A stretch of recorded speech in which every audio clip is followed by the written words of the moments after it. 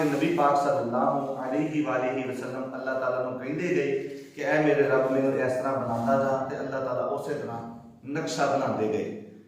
ठीक है, तो इस तरह फिर पंजाबी दे शायर ने इनू अपने अल्फाज च बयान किया।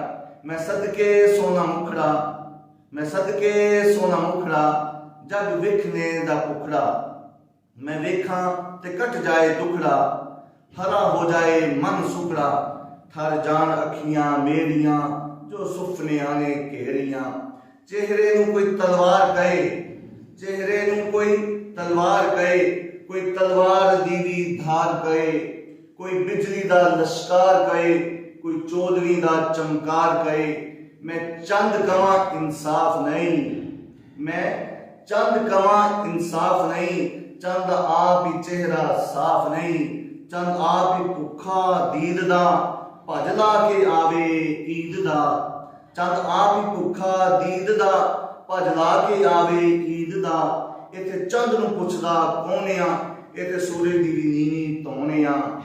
इत्थे उच्ची कोई लैंदा साह नहीं, इत्थे उच्ची कोई लैंदा साह नहीं, इत्थे यूसुफां दी कोई वाह नहीं।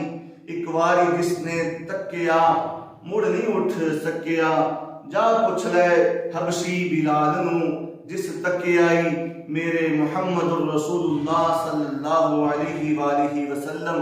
जा पुछ लै हबशी बिलाल नूं, जिस तकियाई मेरे लाल नूं।